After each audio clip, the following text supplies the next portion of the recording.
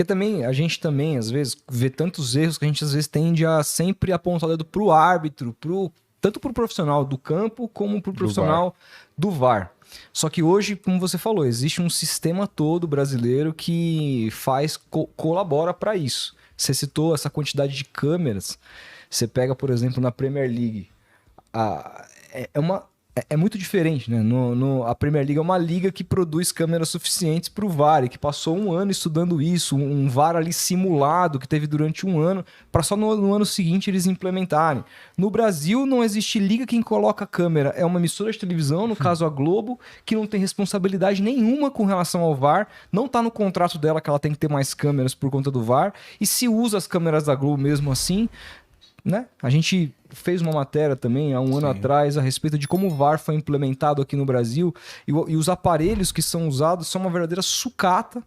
Muitas vezes os operadores de VAR tinham que montar os aparelhos carregando os hardwares ali, que travavam às vezes em decisões de traçar a linha, e tinha que reiniciar o computador, às vezes demorava 10 minutos. Sim. Ou seja, a gente vive às vezes numa Série A, numa verdadeira várzea com relação a equipamento, etc e tal. Mas uma dúvida que eu tenho é quando a gente olha estilo de arbitragem. Alguns árbitros no Brasil estão começando a deixar o jogo seguir um pouco mais. O Daronco ontem, a gente viu que tinha ali umas jogadas de choque que ele mandava seguir, não é a primeira vez. Mas sempre foi muito diferente ver o futebol brasileiro, assistir um jogo do Campeonato Brasileiro e um jogo de Libertadores, por exemplo. Eu não estou nem citando o jogo de Europa, porque a diferença é gritante mesmo. Mas sempre houve uma permissividade com relação mesmo às polêmicas faltinhas fora do Brasil, e aqui no Brasil sempre se apitou muito.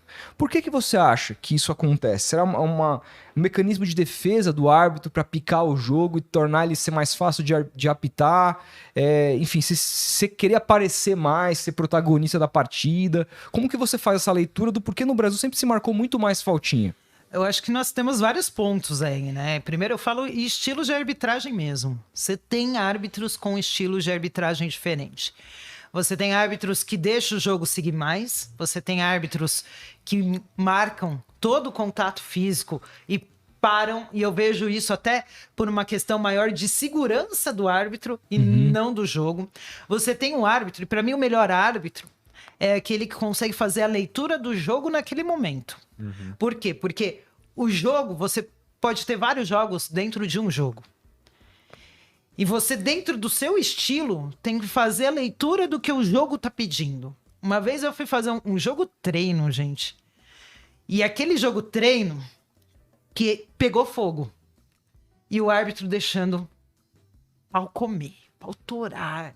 E eu olhava bandeirando, eu falava assim, não é possível. Chegou no intervalo, falei assim, você não tá vendo que é um jogo treino? E aonde tá chegando, daqui a pouco você vai ter que expulsar um aqui.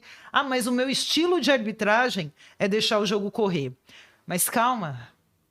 Dentro do seu estilo, você tem que fazer a leitura do que o jogo tá pedindo. Os caras estão entrando e fazendo falta. Você tem que saber diferenciar o que é contato de jogo e o que é contato faltoso. Claro. Então tinha gente que chegava no plano de trabalho, que existe o plano de trabalho que a arbitragem faz antes dos jogos e tal. E aí o árbitro falava assim, eu não marco qualquer faltinha. E eu não sou aquela pessoa muito calma, né, muitas vezes. Então eu olhava e falava assim, parou, faltinha é falta. Faltinha você tem que marcar. Então, muda o seu vocabulário. Eu não marco qualquer contato físico.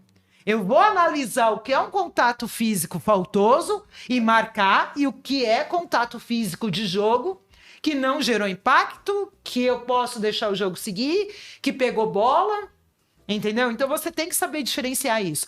Mas muitas vezes nesse jogo amistoso que a gente foi fazer, nesse jogo treino, aconteceu de jogador sair sangrando, jogador sair machucado. Por quê? Porque o árbitro não conseguiu. Aí ele falou, meu estilo é esse. Deixa rolar. E não conseguiu entender o que o jogo estava pedindo. E o jogo estava pedindo para ele marcar falta. E o jogo estava pedindo para ele parar mais o jogo que estava pegando fogo e ele tinha que controlar. E de repente, no mesmo jogo, você começa a marcar 2, 3 faltas, ou você aplica um cartão amarelo, você conseguiu controlar o jogo, e aí você consegue soltar o jogo de novo. Sim. Então, essa é uma questão Malícia, que né? exatamente, é leitura de jogo. Uhum. Não é só um livro. Eu sempre falei, você não apita jogo, ou pelo menos não termina um jogo, se você vai com um livro de regras embaixo do braço. A arbitragem é muito além de um livro de regras. A dinâmica da arbitragem, a leitura que o árbitro tem que ter do jogo. E até dentro disso, eu falo que os árbitros que se diferenciam é aqueles que conseguem se adaptar ao jogo. E a gente vê isso, muitas vezes, no estilo dos árbitros aqui do Brasil, quando eles vão apitar uma Libertadores. Exato, muda completamente. Muda. Completamente, Muda. E eu acho interessante porque, não todos, tá? Mas muitos deles entendem que aqui o jogo não vai aceitar aquele estilo, mas na Libertadores vai aceitar. Uhum. E aí você tem uma cultura, a questão cultural. Uhum. O que o futebol brasileiro aceita? O que os jogadores brasileiros aceitam aqui? Quando eles vão jogar Libertadores, eles aceitam coisa diferente? Aceita. E eu falo até mais disso, que você falou, não vou nem citar a Europa. Mas eu acho interessante a gente falar, e a gente vai ver muito disso agora, porque você tem muitos brasileiros jogando fora. Uhum. Aí, eles são convocados para a seleção brasileira. Lá, eles não reclamam, eles não falam nada, eles são um anjo com a arbitragem, com os companheiros, usam do fair play, que o fair play não é só você devolver uma bola de lateral. Sem dúvida. O fair play é você não dar uma entrada violenta no adversário, é você não reclamar com a arbitragem. Respeitar, entendeu? né? É o jogo limpo. E aí lá eles usam de fair play. Aí eles chegam aqui, jogando pela seleção, numa Copa América, eles mudam. Eles mudam o jeito de dar uma entrada, eles mudam o jeito de falar com a arbitragem, eles fazem bolinho na arbitragem, coisa que a gente não vê eles fazendo lá. Então eu acho que entra muito uma questão cultural. E aí, para isso, você precisa de uma mudança geral. Quando esses árbitros começarem aqui no Brasil, a soltar mais o jogo, como a gente está vendo, e os jogadores começarem a entender que ele vai soltar o jogo e que não adianta reclamar, não adianta ficar no chão, jogadores pararem de simular, né? O cai-cai que a gente vê, a simulação, a cera, tudo isso muda. Então, eu acho que aí envolve o produto futebol, envolve árbitros mudarem atitudes, mas envolve jogadores mudarem atitudes, treinadores mudarem atitudes e até a própria imprensa e torcedores, entendeu? Eu ficava pé da vida quando eu tava num jogo e eu via jogador fazendo cera. Nossa. Eu ficava pé da vida. Falava, gente, isso não vai fazer diferença, porque ele vai acrescer 5 minutos a mais depois. Só que olha o tempo que a gente tá perdendo aqui numa cera, num campo de jogo. Claro.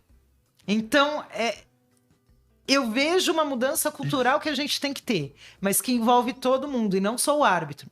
E os árbitros diferenciados, é isso que eu falo. Na minha visão, ele consegue entender o jogo que ele tá apitando e o jeito que ele tem que agir conforme o jogo e o local.